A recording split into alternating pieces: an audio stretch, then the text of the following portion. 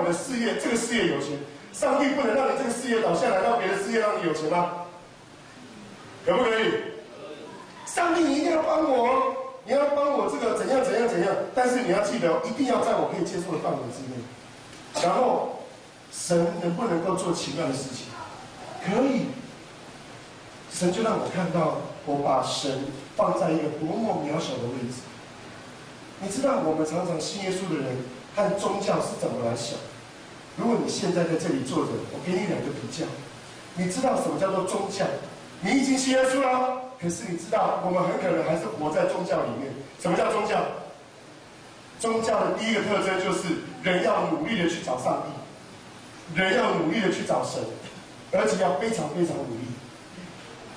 可是信仰是什么？反过来是什么？反过来是什么？上帝来找人。宗教是什么？如果你现在脑袋里面还是跟我讲的一样，你要记得咯。宗教是我要很努力的行善，我要努力的做好事，我要努力的认真，我要努力的做好学业，我要努力的工作，我要努力做好一切。因为我如果不做这一切的努力，上帝我的神就不会喜欢我。可是信仰是什么？信仰是你考第2名，我还是爱你；信仰是你如果表现不好，我还是爱你；信仰是如果你跟我起冲突，我还是爱你。这个叫信仰。摩西有没有跟上帝冲突过？有没有？有。上帝说你带领以色列人出埃及，他送给上帝3个字，哪3个字？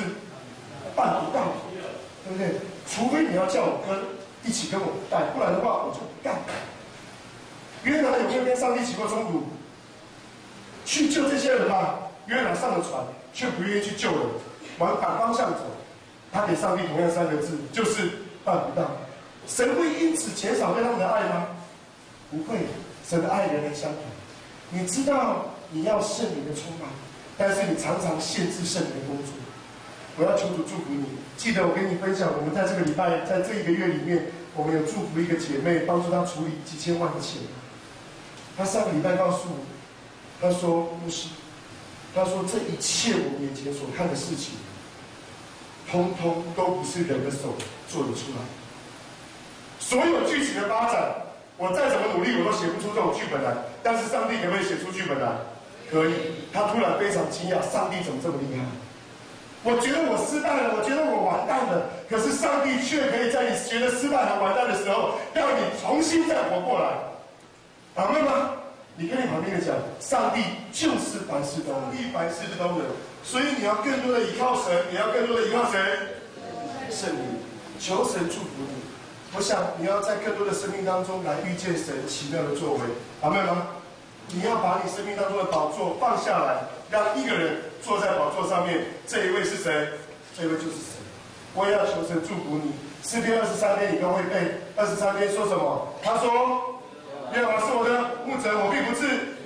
他使我躺卧在哪一个青草地？请问你啊，哪一片青草地是躺下去就不会缺乏？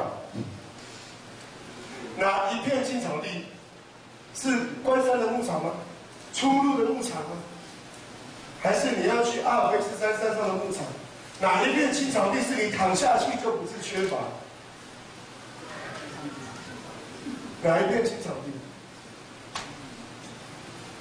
我告诉你，没有啦，只有一片青草地，独一无二，天国授权。就是圣灵青草地。你如果常常跟圣灵同行，圣灵就会把你的未来告诉你。你常常跟圣灵同行，他就会告诉你可以做这件事情，小心那一件事情。你常常跟圣灵同行，他就会引导你，让你去知道很多的奥秘。你常常跟圣灵同行，你就会天天做正确的决定。所以哪一片青草地是让你一无缺乏的青草地？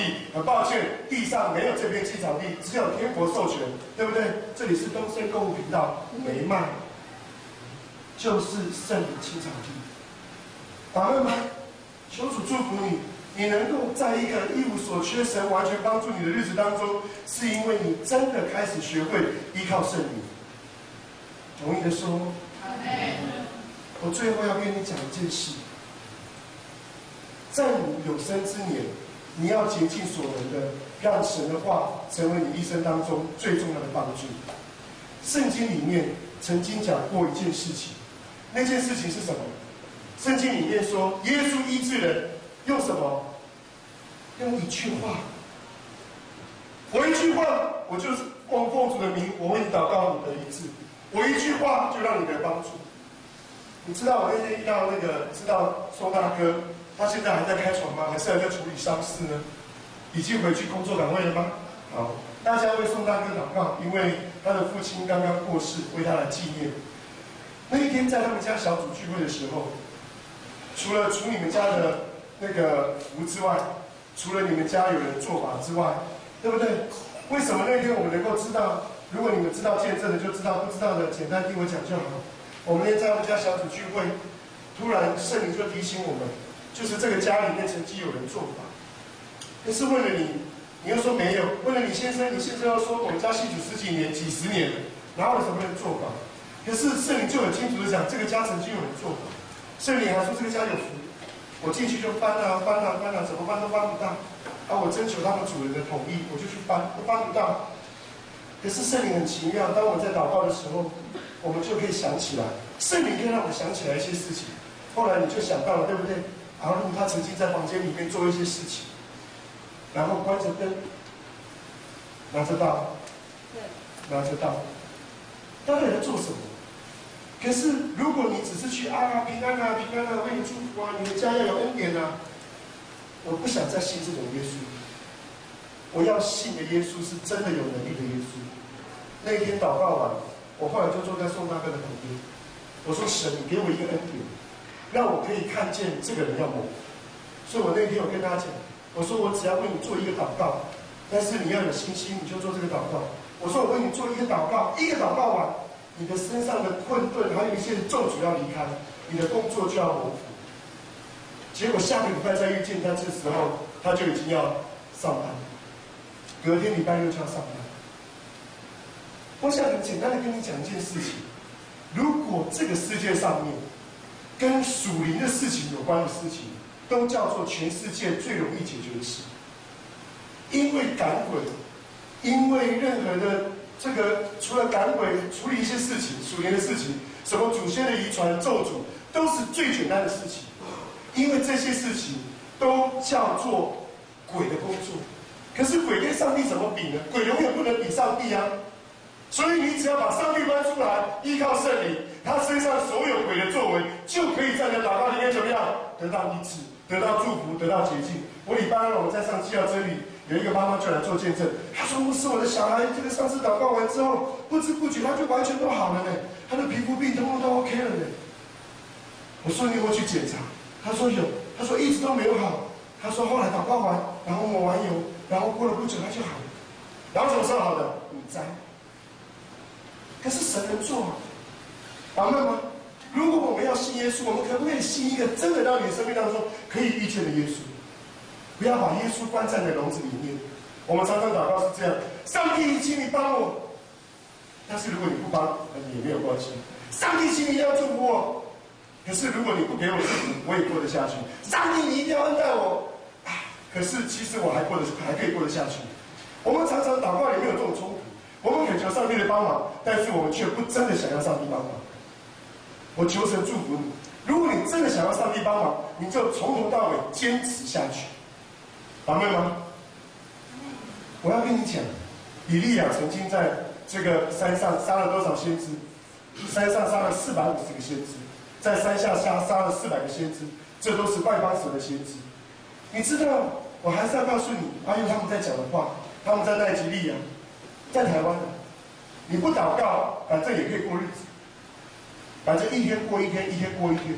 但是他说我们在奈及利亚，如果不祷告，明天就死了，因为巫师在，因为巫师会夺走我的生命。我要求神祝福你，把你的任何你觉得你对圣灵的误解、你的害怕放下来。